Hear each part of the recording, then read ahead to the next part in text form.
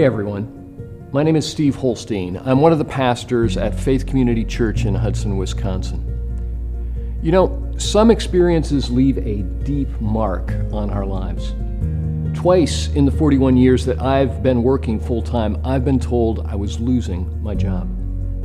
Both times, my immediate reaction was, how will I support my family? How will I pay the bills? Will we lose our home? I still have bad dreams from those experiences.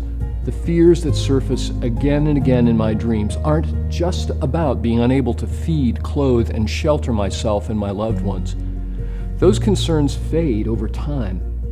Instead, my nightmare is that I'm in a workplace where I have no particular job responsibilities and no one seems to know me or include me in meaningful activity.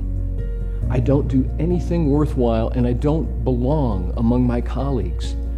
I feel unworthy and ashamed, abandoned, forsaken, isolated. These days, the possibility of losing our jobs is more than a bad dream. The government has closed some businesses that are designated as non-essential. Layoffs, furloughs, and pay cuts are exposing many of us to the reality of economic hardship, and almost all of us to the fear that we may be the next to hear that somehow we're non-essential. But whether you have a job or don't, you matter to God. He doesn't ask you or me what we do or how much we're paid to decide if He'll love us or leave us. He'll never tell us that we're non-essential. Instead, the Bible tells us in Hebrews chapter 13 that God has said, I will never leave you nor forsake you. He promises to never abandon you. He's always by your side. You're always in His company.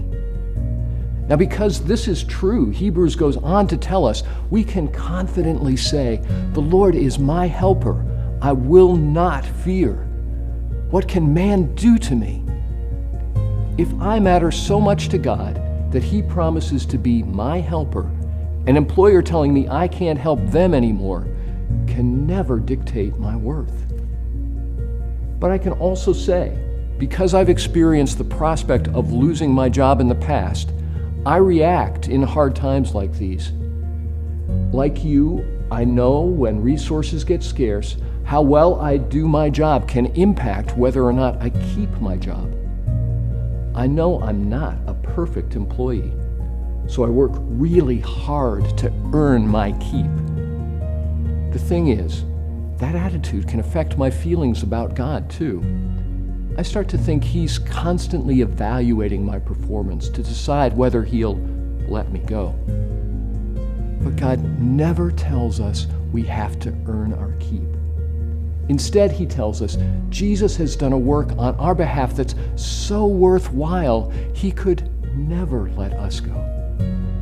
God looks at us and He sees the perfect work of His perfect Son, Jesus, dying on the cross to right our wrongs, forgive our sins, and erase our every mistake.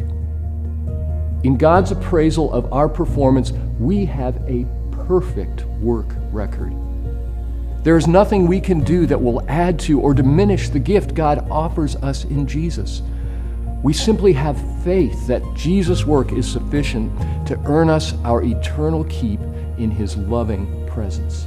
Jesus' resurrection is proof that we can trust God's promise for this amazing hope.